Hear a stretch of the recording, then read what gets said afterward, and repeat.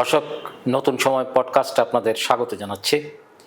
আজকে আমাদের অতিথি মারুফ কামাল খান। তিনি গবেষক, সাংবাদিক এবং রাজনৈতিক বিশ্লেষক এবং লেখকও বটে। জনাব মারুফ কামাল খান 2009 থেকে 2021 সাল পর্যন্ত বেগম খালেদা জিয়ার প্রেস সেক্রেটারি হিসেবে কাজ করেছেন। আর তিনি প্রধানমন্ত্রী থাকা অবস্থায় 2001 থেকে 2006 সাল পর্যন্ত তিনি অতিরিক্ত প্রেস সেক্রেটারি হিসেবে দায়িত্ব পালন করেছেন। বর্তমানে তিনি প্রতিদিনের বাংলাদেশের সম্পাদক হিসাবে কর্মরত আছেন। জনাব মারুফ কামাল খান, আপনাকে আমাদের অনুষ্ঠানে স্বাগত জানাচ্ছি। ধন্যবাদ আপনাকে। জনাব মারুফ কামাল খান, আপনি দীর্ঘদিন বেগম খালেদা জিয়ার সাথে কাজ করেছেন, তার ঘনিষ্ঠজন হিসাবে আমরা আপনাকে চিনি।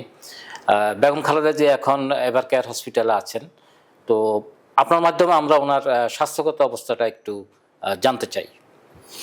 ধন্যবাদ আপনাকে এবং যারা আমার কথা শুনছেন বা শুনবেন তাদের সকলকে ধন্যবাদ।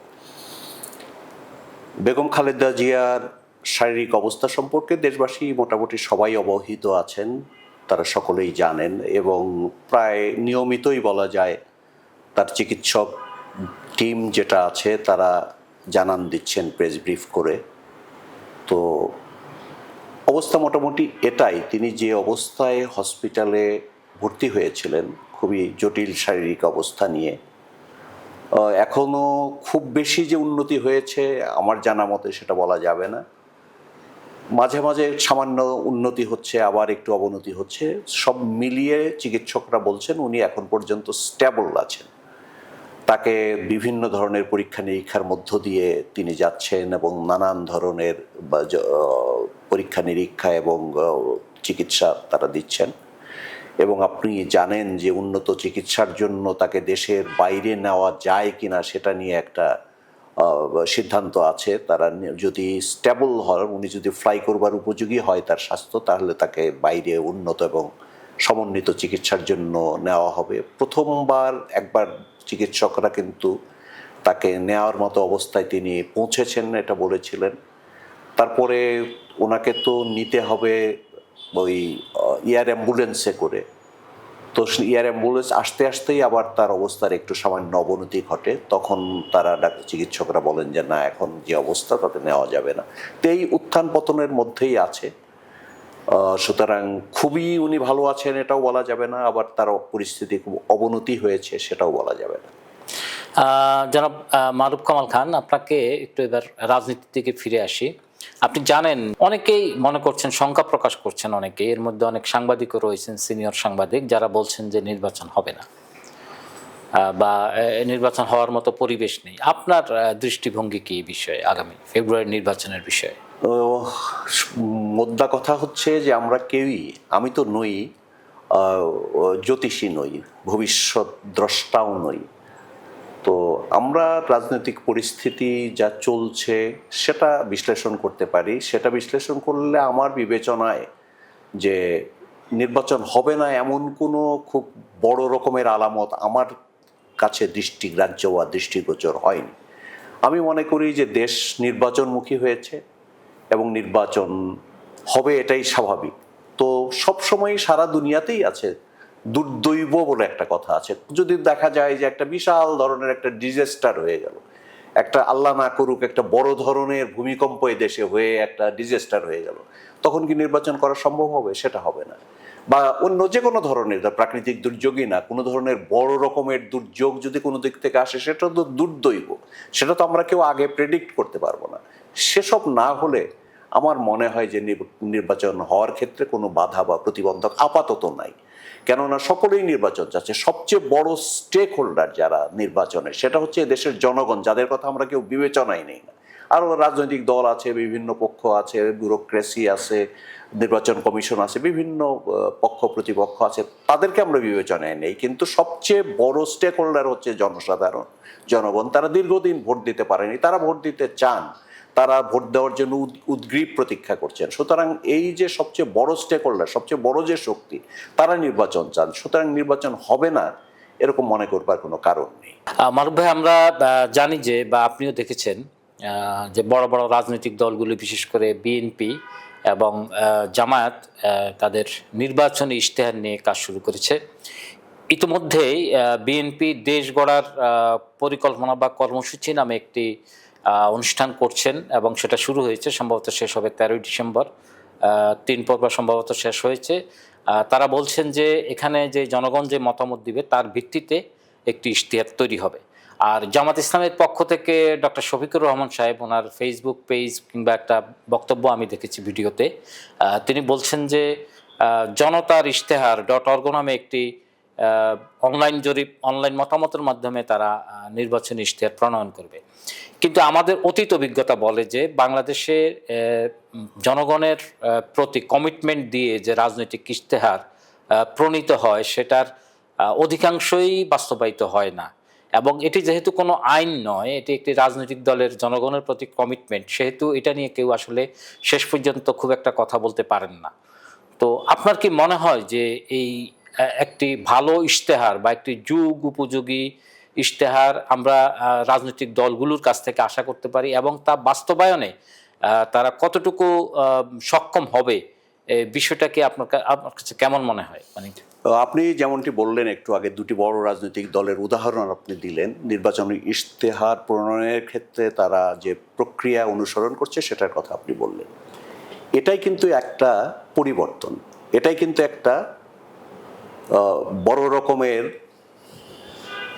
কি বলা যায় বদল ঘটেছে রাজনৈতিক দলগুলো। আমরা সবসময় দেখেছি রাজনৈতিক দলগুলো যে নির্বাচনী ইশতেহার দেন তারা একটা সাব কমিটি করে দেন, সেই সাব কমিটিতে সেটা তারা তৈরি করেন, সেই তৈরি করে 1 জন 2 জন 3 জনের একটা কমিটি থাকে, তারা এটা তৈরি করেন, একটা কপি পেস্ট করে দেন এবং সেটা হয়তো দলের নির্বাহী কমিটি বা সেটা হয়তো দলের স্থায়ী কমিটি বা সর্বোচ্চ বডির কাছে যায়।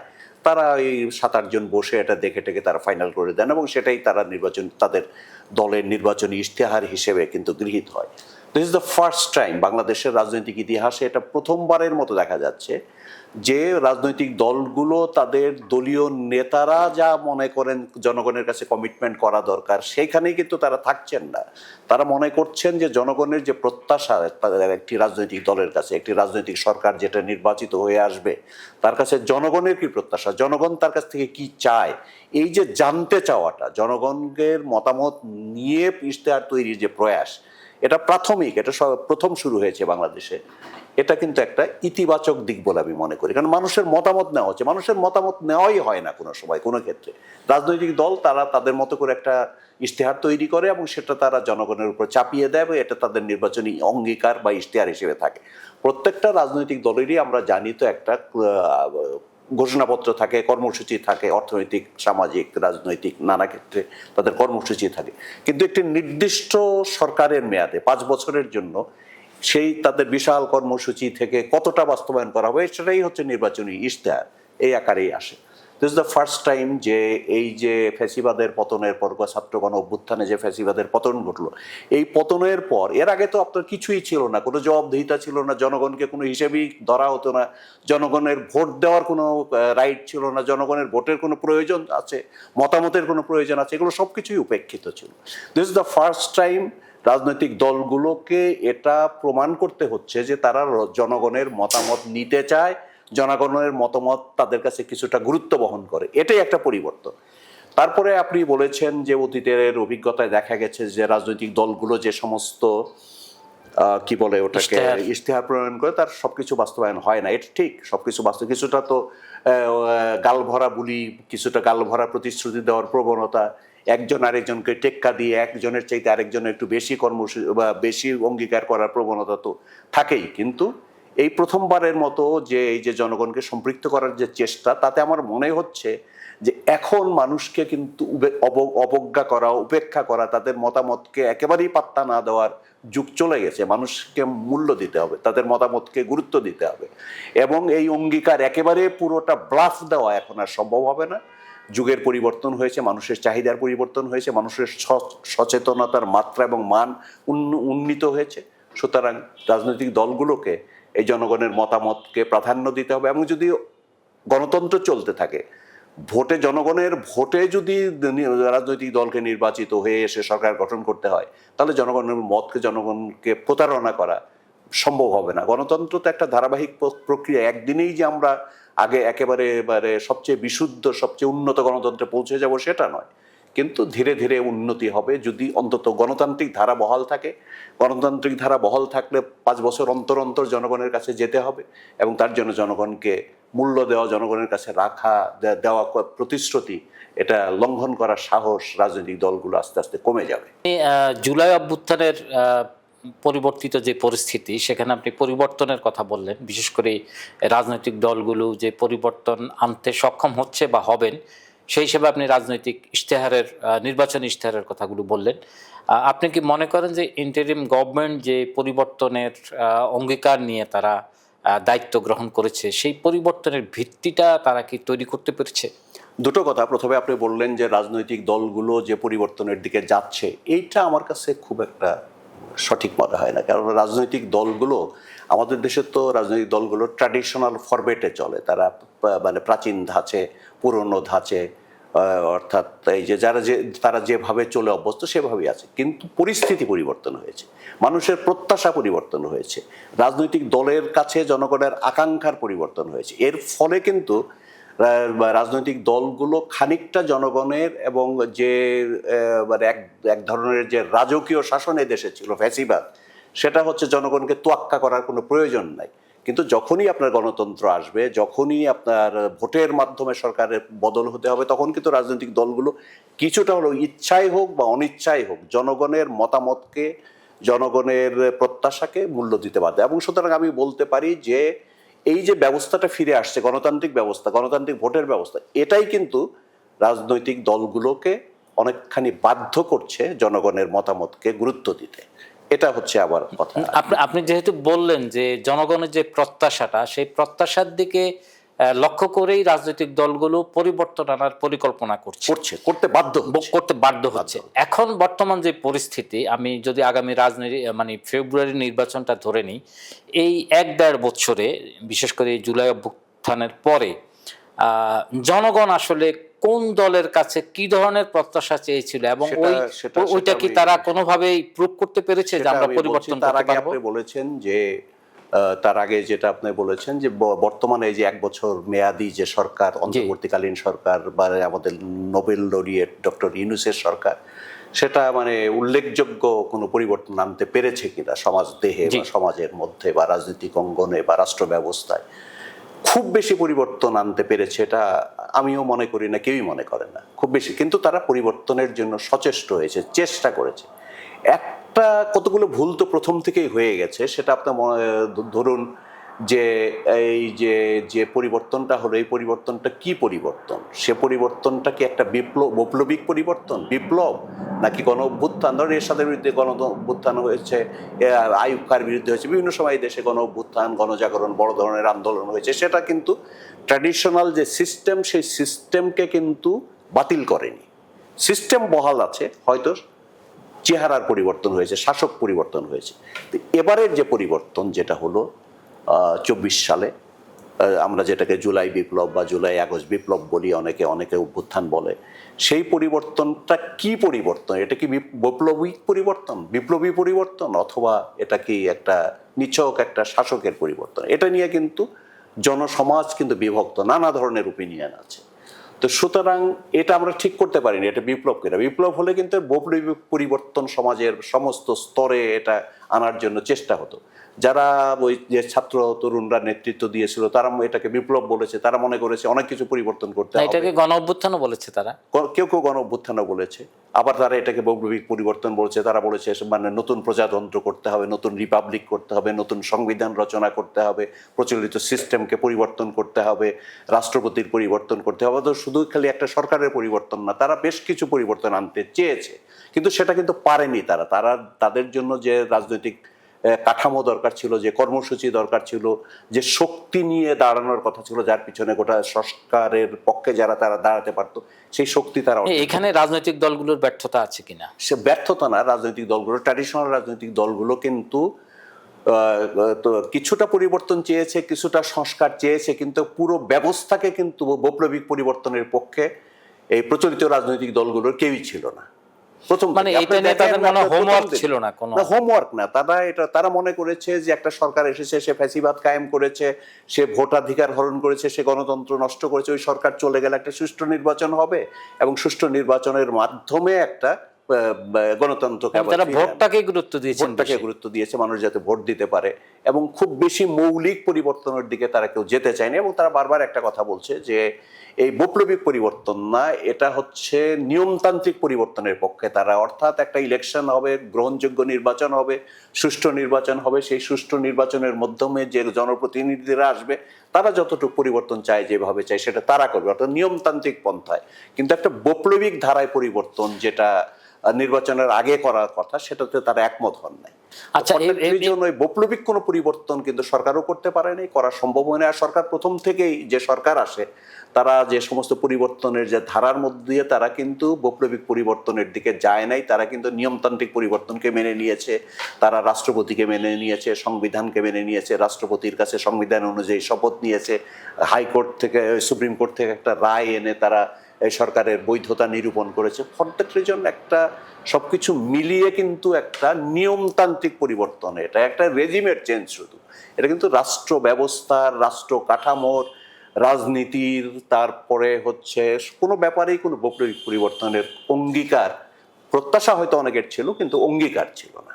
না, তারা যে আপনার জুলাই যে ইশতেহারটা তৈরি হলো এবং যেটার পক্ষে গণভোট হবে একই দিনে, নির্বাচনের দিন, আপনি কি মনে করেন এটা পূর্বে যদি হতো তাহলে অনেকটা সংস্কার হতো, কিংবা এটা পরিবর্তনের একটা ভিত্তি স্থাপিত হতো? মূল ব্যাপারটা হয়েছে কি, আপনি দেখেন যে এখানে এই বিপ্লবটা করেছে কিন্তু বিশেষ কোনো রাজনৈতিক দল না, একটা বা দুইটা বা তিনটা রাজনৈতিক দল না, এটা কিন্তু এই যে পরিবর্তন ছাত্র তরুণরা শুরু করেছিল কতগুলো সুনির্দিষ্ট ইস্যুর ভিত্তিতে, তারপরে এটা জাতীয় আন্দোলনে উন্নীত হয়, এবং এর সঙ্গে যখন জনগণের সমস্ত শ্রেণী পেশার মানুষ যখন এটাকে সমর্থন করে নেমে যায় পথে, তখন কিন্তু এই পরিবর্তনটা আর ঠেকানো যায়নি, বন্দুক দিয়ে, গুলি দিয়ে ঠেকানো যায়নি। এবং এক পর্যায়ে তো সশস্ত্র বাহিনী মানে জনসাধারণের উপরে গুলি করতে অস্বীকার করার মধ্য দিয়ে তো ওই পরিবর্তন ত্বরান্বিত হয়, এটা আমরা সকলেই জানি।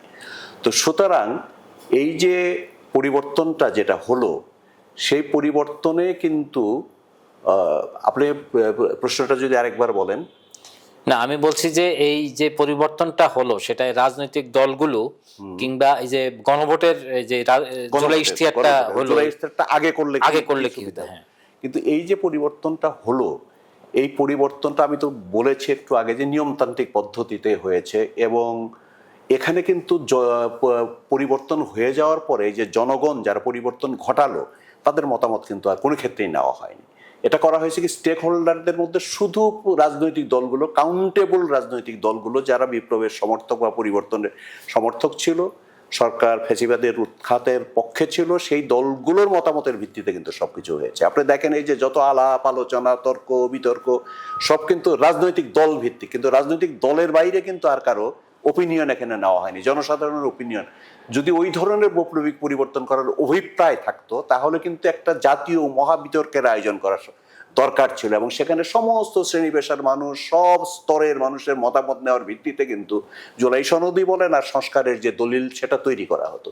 কিন্তু অতটা তড়িঘড়ি আমরা করতে চাইছি, অতটা সময়ও আমরা দিতে চাই নাই, তার কারণে কিন্তু এটা আমরা সময় দিতে চাই না, এটা একটা গুরুত্ব সময় দিতে চাইনি, কারণ আমরা মনে করেছি সময় দিতে গেলে আমাদের তো অতীতের অভিজ্ঞতা খুব খারাপ, ওই যে চুন খেয়ে যদি মুখ পড়ে তাহলে দই দেখেও তো ভয় পায় মানুষ, সিঁদুরের মেঘ দেখে ঘর পোড়া গরু তো ভয় পায়। বড় কথা হলো ইন্টারিম গভর্নমেন্টের মেয়াদও তো ঠিক নেই, যাতে খুব বেশি না হয়ে যায়, বেশি বা কম কোনোটাই উল্লেখ নাই।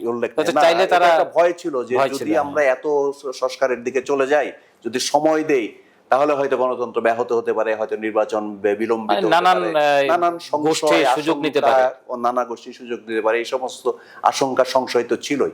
ফর দ্যাট রিজন খুব যত দ্রুত সম্ভব একটা নির্বাচন করে ফেলার দিকে আমাদের টার্গেট ছিল, আমাদের লক্ষ্য ছিল, আমরা ওই দিকে গেছি। ফলে এই জুলাই সনদ তো কি পরিবর্তন হবে না হবে এই ব্যাপারে রাজনৈতিক দলগুলো ঐক্য, যারা মতামত দিতে পেরেছে তার বাইরে কেউ দিতে পারেনি, রাজনৈতিক দলগুলোর মতামতই তর্ক বিতর্কের মধ্য দিয়ে একটা জায়গায় গেছে, এবং তার মধ্য দিয়ে সকলে যে সমস্ত এটা মানব, আমার মনে হয় এখানে যথেষ্ট গবেষণার অভাব ছিল। যেমন আমি আপনাকে একটা বিষয় বলি, যেমন সংসদ সদস্যদের কাজ হচ্ছে আইন তৈরি করা, কিন্তু বাংলাদেশের সংসদ সদস্যরা স্থানীয় সরকার যেই কাজগুলি তারা সেখানে হস্তক্ষেপ করছেন অথবা তাদের সেখানে দায়িত্ব আছে, যেমন আপনার টিআর, কাবিখা কিংবা বিভিন্ন বরাদ্দ সংসদ সদস্যদের স্কুল কমিটির বরাবরে মেম্বার, দেওয়া হয়, কলেজ কমিটি, যেখানে মসজিদ সবচেয়ে কমিটির বেশি মেম্বার। দুর্নীতি হয় বলে আমরা জানি।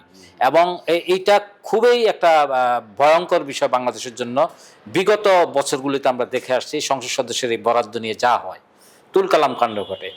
তো সংস্কার যেহেতু হলো, তাহলে আমরা কেন এই জায়গাটাতে ব্যারিকেড দিতে পারলাম না যে না, সংসদ সদস্যরা আইন তৈরির বাইরে গিয়ে স্থানীয় সরকারে কোনো হস্তক্ষেপ করবে না বা ভূমিকা নেবে না? এটার কারণটা হচ্ছে যে আমাদের দেশে যে ব্যবস্থাটা সেটা হচ্ছে যে স্থানীয় সরকার, এই যে আপনার স্থানীয় সরকারের কথা, স্থানীয় সরকার কিন্তু শক্তিশালীভাবে গড়ে ওঠে নাই। কেননা যখন স্বৈর শাসন আমল থাকে, যখন সংসদ থাকে না, যখন গণতন্ত্র থাকে না, তখন কিন্তু এই যে একটা স্থানীয় সরকারের কাঠামো তৈরি করা হয়, স্বৈর শাসকরা তৈরি করেন, সেটা হচ্ছে আসলে মূলত তাদের শাসনের সমর্থন, তাদের শাসনের সমর্থনে তাদের মনোনীত লোক দিয়ে তারা তৈরি করে। কিন্তু যখন গণতন্ত্র আসে, সেটা আমাদের অভিজ্ঞতা আবার এই দিক থেকেও একটু খারাপ। সেটা হচ্ছে আমরা যখন সংসদীয় গণতন্ত্র করলাম, এটা কিন্তু এমপিদের শাসন হয়ে গেল। সংসদীয় গণতন্ত্র সবকিছুই তো এমপিদের সংখ্যাগরিষ্ঠতার ভিত্তিতে পাশ করতে হয়। এমপিরা কিন্তু চায় নাই তার যে কাবিখা, তারপরে এই যে স্কুল কমিটির মেম্বার হওয়া, কলেজ কমিটির মেম্বার হওয়া, তার ইয়ের বাইরে, আওতার বাইরে গিয়ে আরেকটা কাঠামো তৈরি হোক, শক্তিশালী হোক, সেটা তারা নিজেরাও চায় না। তারা নিজেরাও এইখানেও আমি আশ্চর্য হয়েছি, এই যে যারা সংস্কারে গেল, একটা দলই কথা বললো না, সরকারও বললো না। সেটাই, ওই যে কারণ হচ্ছে যে তারা শুধুই তো রাজনৈতিক দলের মতামত দিচ্ছে। রাজনৈতিক দল মানেই হচ্ছে তো সংসদ নির্ভর, এমপি নির্ভর। তো আমাদের ক্ষমতার কাঠামোটাই কিন্তু পার্লামেন্টারি সিস্টেমে হচ্ছে এমপি নির্ভর। তো এই যে এমপিদের মতামতেই তো সবকিছু হয়। তো ফলে দেখেন, আওয়ামী লীগ একটা গেছে, তার আগে বিএনপি ছিল, কোনো সরকারই কিন্তু মানে তার তো গণতান্ত্রিকভাবে বিএনপি নির্বাচিত হয়েছে, আওয়ামী লীগও একবার অন্তত গণতান্ত্রিকভাবে নির্বাচিত হয়ে এসেছিল 91-এর পরে। তো সেখানে তারা কিন্তু কেউই, 96 সালে আওয়ামী লীগ এসেও এখানে কিন্তু স্থানীয় সরকার করে নাই, আর বিএনপিও করে নাই। ওই এমপি সাহেবরা করতে দেয়নি, বরং আওয়ামী লীগ স্থানীয় সরকার ব্যবস্থায় প্রতীক দিয়ে ধ্বংস করে দিয়ে দলীয়করণ করতে গিয়ে তারা স্থানীয় সরকার ব্যবস্থা আরো দুর্বল, আরো অকেজো এবং অথর্ব করেছে। সুতরাং এইটাকে একবারে ফিরে আসবে, খুব দ্রুত ফিরে আসবে, এটা আমার মনে করি না। আর তারপরে স্থানীয় সরকারের যে স্তর বিন্যাস, যে কাঠামো, কয়টা স্ট্রাকচারে হবে, এটাও কিন্তু এখন পর্যন্ত কোনো নাই, ঐক্যমত প্রতিষ্ঠিত হয়নি। যেমন প্রেসিডেন্ট জিয়াউর রহমান যখন ছিলেন, উনি স্থানীয় সরকারকে একেবারে গ্রাসরুট লেভেল পর্যন্ত, উনি গ্রাম সরকার পর্যন্ত করেছিলেন, তারপরে বিভিন্ন বিন্যাস করেছেন, এবং জেলা পর্যায়ে উনি ওই ডেভেলপমেন্ট একটা কমিটি করেছিলেন, এবং তার একটা ডেভেলপমেন্ট প্রতিমন্ত্রীর মর্যাদায় ডেভেলপমেন্ট কোঅর্ডিনেটর করেছিলেন। তো এগুলো করেছিলেন, উনি চেষ্টা করেছিলেন বিভিন্ন লেভেলে। আবার এরশাদ সাহেবও এটা মানে জনপ্রিয়তা পাওয়ার জন্য স্থানীয় সরকারে ওই যে উপজেলা লেভেল পর্যন্ত তিনি কোর্ট কাছারি নিয়ে যাওয়ার চেষ্টা করেছিলেন, কিন্তু কোনোটাই টেকসই হয়নি। স্থানীয় সরকারটা টেকে নাই, শক্তিশালী কাঠামো হিসেবে দাঁড়ায় নাই, কারণ ওই যে এমপির শাসন, এমপি সাহেবরা এটা করতে। মারুফ ভাই, আমরা আজকের আয়োজনের শেষ দিকে চলে যাব। আপনাকে আর হয়তো দুটো প্রশ্ন আমি করব, যেহেতু তফসিল ঘোষিত হচ্ছে, এরপরেই পুরো বাংলাদেশ নির্বাচনে দিকে ট্রেনে উঠে যাবে। বর্তমানে বিভিন্ন পত্রপত্রিকা এবং জরিপে বিভিন্নভাবে আমাদেরকে জরিপ দেখানো হচ্ছে। আমি আপনাকে একটু বলতে চাই, যদি আপনার, যেহেতু জামায়াত এবং বিএনপির তুলনাটা সবচেয়ে বেশি হচ্ছে, যদি জামায়াত ক্ষমতায় চলে আসে, তাহলে আপনি কি মনে করেন জামায়াতের যথেষ্ট সক্ষমতা আছে দেশ চালানোর? বিশেষ করে আমি মনে করি নাই। না, আপনার কাছে কেন মনে হচ্ছে নাই? একটু ব্যাখ্যা প্লিজ। নাই এ কারণে যে, ধরুন এই যে ট্র্যাডিশনাল যে রাষ্ট্র, আপনার তো এটা একটা ট্র্যাডিশনাল রাষ্ট্র, এই রাষ্ট্র চালাবার মতো, এটা কোনো বৈপ্লবিক রাষ্ট্র না। এই রাষ্ট্র চালাবার জন্য যে সমস্ত লোকবল দরকার, যে রাজনীতি দরকার, যে দর্শন দরকার, যে ধরনের আপনার কাঠামো দরকার, সর্বস্তরে যে লোক দরকার, সেটা জামাতে ইসলামী নাই। এই জন্যই পারবেন, এটা হলো প্রথম কথা। তারপরে ধরেন জামাতের আদর্শটা কি? জামাতের আদর্শের সঙ্গে কিন্তু রাষ্ট্রের যে, এই রাষ্ট্র গড়ে উঠেছে যে আদর্শের ভিত্তিতে, এখন পর্যন্ত এই রাষ্ট্র যে আদর্শকে, তার যে কোর ভ্যালুজ, এটা কিন্তু জামাতের কোর ভ্যালুজ এবং আদর্শের সঙ্গে কন্ট্রাডিক্ট করে। তো সুতরাং জামাতকে কিন্তু একটা সামাজিক বিপ্লব, সশস্ত্র বিপ্লব না হোক, একটা সামাজিক বিপ্লব ছাড়া জামাতে ইসলামীর মতো কোনো দল, কমিউনিস্ট পার্টির কথাও একই না। আপনি কি এটা পজিটিভলি সমালোচনা করছেন? না, আমি পজিটিভলিও না, নেগেটিভলিও না। আমি মানে যতটুকু বুঝি, আমার বোধ বুদ্ধি অনুযায়ী আমি সত্য যা এটা বলার চেষ্টা করছি, আমি যা বুঝি আর কি। সুতরাং জামাত ইসলামীর পক্ষে মানে সামাজিক একটা রেভলিউশন ছাড়া এই ধরনের সংগঠন কিন্তু রাষ্ট্র ক্ষমতায় গিয়ে এই রাষ্ট্রকে পরিচালিত করতে পারবে না। যেমন ধরেন আপনার মিশরের যদি আমি উদাহরণের কথা বলি, সেখানে কিন্তু মুরসি এসেছিলেন কিন্তু একটা এক ধরনের মানে প্রথমে সেই ভুলগুলো থেকে যদি জামাত নিজকে না শিক্ষা নেওয়া সম্ভব না। জামাত তো তার রাজনীতিকে বদলায়নি। জামাত কি চায়? জামাত তো আল্লাহর আইন কায়েম করতে চায়, সেখান থেকে তো সে সরেনি। জামাত তো আল্লাহর আইন, সৎলোকের শাসন তার যে মানে ম্যানিফেস্টোর মধ্যে আছে, তার সেটাই তো সে করতে চায়। সেটা কি সম্ভব? সেটা তো খারাপ কিছু না, খারাপ বা ভালো কোনোটাই আমি বলছি না, কিন্তু সম্ভব কিনা।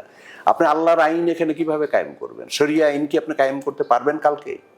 না, এটা পসিবল না। তাহলে যদি পসিবল না হয়, তাহলে জামাতের কমিটমেন্ট হচ্ছে শরিয়া আইন প্রবর্তন করা।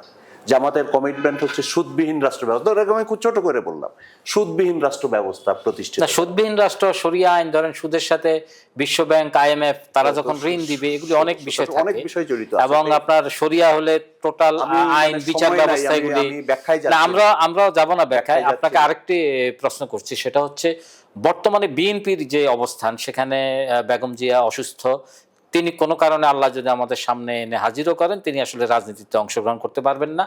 অন্যদিকে আমাদের ভারপ্রাপ্ত চেয়ারম্যান তারেক রহমান, উনি এখন দেশের বাইরে, উনি আসবেন বলেছেন, কিন্তু উনি বলেছেন যে উনি আসতে পারছেন না। যে কারণে আসতে পারছেন না সেটাও তিনি সেটাও বলছেন সেটাই সেন্সিটিভ, বর্ণনা করতে পারছেন না। উনি গত কালকে বা পরশু একটা অবসরপ্রাপ্ত সেনাবাহিনীর কর্মকর্তাদের মিটিংয়ে তিনি একজনের কাছে সরাসরি ক্ষমা চেয়েছেন। আমি আপনার কাছে একটু মানে বিষয়টা জানতে চাই আর কি, যে উনি এমন কি বিহেভ করেছিলেন তৎকালীন সেনাবাহিনীর সাথে যে কারণে তাকে ক্ষমা চাইতে হলো? আমি ওই অনুষ্ঠানে ছিলাম না, মানে কালকের অনুষ্ঠানেও ছিলাম না, বা যেদিন ঘটনা ঘটেছিল সেদিনও আমি ছিলাম বলে আমার মনে পড়ে না। তো উনি তো পরিষ্কার করে বলেছেন যে সেদিন উনি কিছু কথা বলেছিলেন, বোধহয় বলেছিলেন কিছু একটা বলেছিলেন। উনি তো SSF এর চিফ ছিলেন বোধহয় সেই সময়, SSF অথবা NSI সম্ভবত, SSF এর চিফ কতগুলো সিকিউরিটি রিজনে অনেক কিছু হয়তো নিয়ন্ত্রণ করে, যেহেতু ওইখানে বলেছে যে প্রধানমন্ত্রী বেগম খালেদা জিয়া ওই প্রসেশনে শোভাযাত্রায় ছিলেন। তো সুতরাং SSF অনেক কিছু নিয়ন্ত্রণ করে, এই পথে যাওয়া যাবে না, এটা করতে উনি এত দূর যেতে পারবেন না, এগুলো কিন্তু নিয়ন্ত্রণ করে। সম্ভবত, এটা আমি অনুমান করে আন্দাজ করে বলছি, সম্ভবত এরকম কিছু বলছেন যে ম্যাডামের মিছিলে যাওয়া ঠিক হবে না, বেশি দূর যাওয়া যাবে না, উনি প্রতীকী একটা অংশগ্রহণ করে চলে যাবেন, এরকম।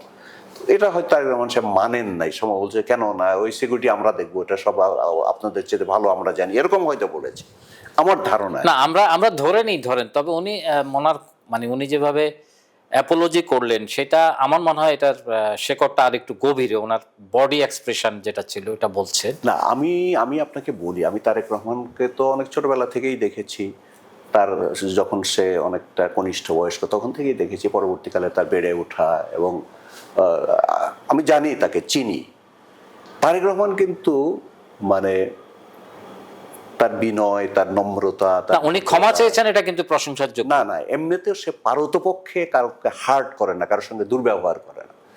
তো এটা আমি জানি, এটা আমি পার্সোনালি ব্যক্তিগত। না, আমি আপনাকে এই জন্যই প্রশ্ন করলাম যে এইটা একটা কারণ কি না ওনার দেশে সামান্যতম যদি তার সঙ্গে দ্বিমত পোষণ বা একটু রূঢ় ভাষায় কথা বলে থাকে, এটাই তার কাছে। অনেকেই বলছেন যে সেনাবাহিনীর একটা আভ্যন্তরীণ বিষয় আছে, যে কারণে উনি, এটা একটা কারণ, কয়েকটা কারণ থাকতে পারে, জন্য উনি দেশে এই মুহূর্তে আসতে চাচ্ছেন না। আমার সেটা মনে হয় না, আমার মনে হয় না। এই কারণে আপনার তো সময় নাই, তবু আমি বলি, ধরেন এই যে নিরাপত্তার যে সেন্সিটিভিটি, এটা কিন্তু সব পরিবারের জন্য এক না, সব মানুষের জন্য এক না। নিরাপত্তাজনিত যে সেন্সিটিভিটি, এটা কিন্তু এক একজনের জন্য, এক এক পরিবারের জন্য, এক এক সময়ের জন্য কিন্তু পৃথক। আপনি ধরেন আমেরিকার মতো দেশ, যেখানে সিকিউরিটি দিক থেকে তারা অনেক উন্নত আমাদের চেয়ে, সেখানে কিন্তু এই যে আমরা যদি কেনেডি পরিবারের কথা বলি, এই পরিবার কিন্তু ধারাবাহিকভাবে নানা ধরনের মানে হত্যাযজ্ঞের শিকার হয়েছে, নানা ধরনের বিপর্যয়ের শিকার হয়েছে। আপনি দেখেন কেনেডি পরিবারের ইতিহাস যদি দেখেন সেরকম। তো বাংলাদেশে আপনি যদি দেখেন, তাকান, তো নিরাপত্তার ভিত্তিটা থাকতে পারে। জিয়াউর রহমান নিহত হয়েছেন, তার স্ত্রী বেগম খালেদা জিয়া, তিনি মানে খালি বোধহয় একজন নারী হিসেবে হয়তো তাকে হত্যা করা হয়নি, কিন্তু হত্যা চেষ্টা হয়েছে বলে আমি বিশ্বাস করি।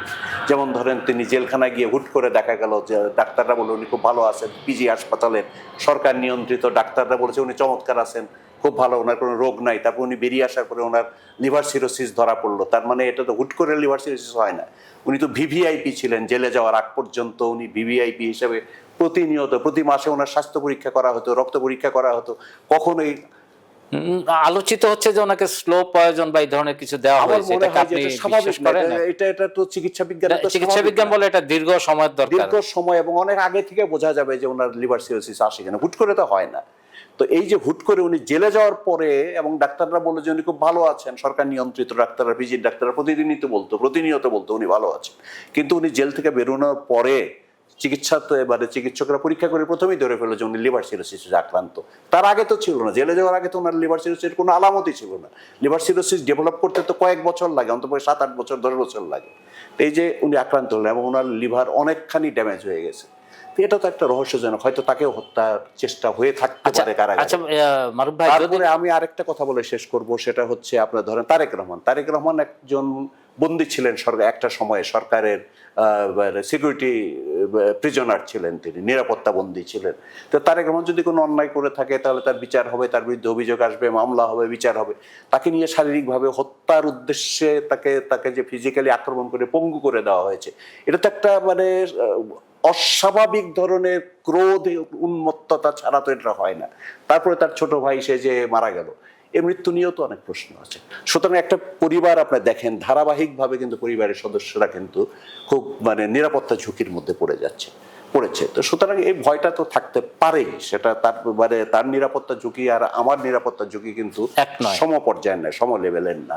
কিন্তু তিনি এই ভয়ে তিনি ব্রিটেনে বসে থাকবেন তা না, উনি আসবেন না, এটা আমরা বলছি না। উনি আসবেন, দ্রুতই আসবেন। আমার যেটা জানা আছে বা আমি যেটা অনুমান করি সেটা হচ্ছে উনি সেখানে ওই অ্যাসাইলাম নিয়েছিলেন।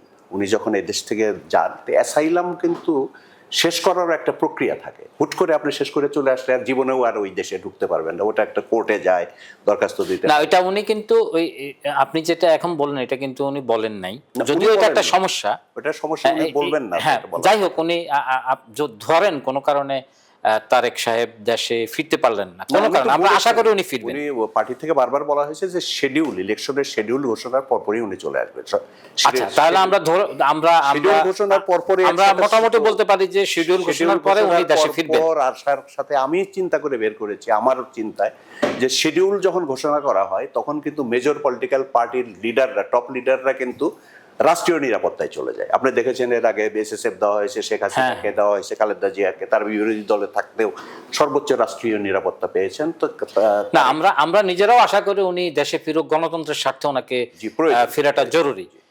আমি এবার সর্বশেষ একটি প্রশ্ন করব। আপনি বেগম খালেদা জিয়ার সাথে দীর্ঘদিন ছিলেন, সেটা সম্ভবত 20 বছরের অনেকদিন ছিলেন। আপনি আপনার দিক থেকে আপনি বেগম জিয়াকে কেমন দেখেছেন? মানে উনি কেমন? উনি একজন অসাধারণ মানুষ, এটা আমি বলবো। মানে রাজনীতিবিদ হিসেবে বলছি না, মানুষ হিসেবেই তিনি অসাধারণ মানুষ। তিনি অত্যন্ত সংযত, বিনয়ী, ক্ষমাশীল, প্রতিশোধ প্রবণতা মুক্ত একজন মানুষ। সাংঘাতিক অসম্ভব রকমের দেশপ্রেম আছে তার, দেশের কল্যাণের জন্য প্রচণ্ড আকুতি আমি তার মধ্যে দেখেছি। এবং আর কতগুলো বিশেষত্ব আছে ওনার, যে নারীদের উন্নতির জন্য উনি সবসময় চিন্তা করেন। মেয়েদেরকে, জনসংখ্যার যারা অর্ধেক তাদেরকে পিছিয়ে রেখে দেশের অগ্রগতি করা যাবে না, এই জন্য মেয়েদের উন্নতির জন্য তাদের শিক্ষা, তাদের প্রশিক্ষণ, তাদেরকে ওই নির্যাতন থেকে মুক্ত করার জন্য উনি বিভিন্ন কর্মসূচি নিয়েছেন।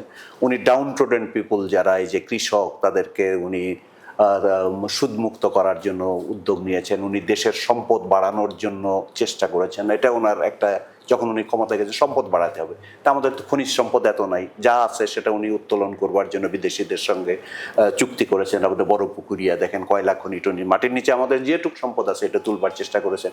আর অন্যান্য আমাদের দেশজ সম্পদ যেগুলো, যেমন গাছ, মাছ, তারপরে মুরগি, হাঁস, তারপরে গরু, বাছুর, গবাদি পশু, এই সমস্ত দুধে, মাছে, মাংসে বাংলাদেশকে সমৃদ্ধ করা। আপনারা যদি উনি ক্ষমতায় আসার আগের অবস্থা যদি দেখেন আর উনি ক্ষমতায় আসার পরে যেভাবে এই সম্পদগুলোতে আমরা স্বয়ংসম্পূর্ণ হয়েছে, এটা দেখতে হবে। তো সুতরাং সবসময় দেশ কল্যাণ, মানুষের কল্যাণ, এটাই হচ্ছে মূল। মানুষ হিসেবে আমি বলেছি তিনি অসাধারণ, মানবীয় গুণাবলীতে সমৃদ্ধ একজন মানুষ। এবং স্বাধীনতা সার্বভৌমত্বের প্রশ্নে উনি সবসময় আপোষহীন থাকবার চেষ্টা করেছেন এবং স্বাধীনতা বাংলাদেশের মর্যাদাকে সমুন্নত, উনি একটা ছোট দেশের প্রধানমন্ত্রী এটা কখনো বিবেচনা করেনি। উনি মনে করেছেন বিশ্ব সভায় আমার দেশ, প্রতিটা দেশ সমান মর্যাদায়, এবং আমার দেশকে সমমর্যাদা দিলেই আমি তার সঙ্গে সমমর্যাদার ভিত্তিতে বন্ধুত্ব এবং মিতালি করব, সম্পর্ক স্থাপন করব। এই ব্যাপারে উনি আপোষহীন ছিলেন। ধন্যবাদ জনাব মারুফ কামাল খান। আমি আপনাকেও ধন্যবাদ, এবং আপনার মাধ্যমে যদি আমার এই কথা কেউ শোনেন বা পরে যারা শুনবেন সকলকেই ধন্যবাদ। দর্শক, দেখা হবে আগামী পর্বে, আমাদের সঙ্গেই থাকুন।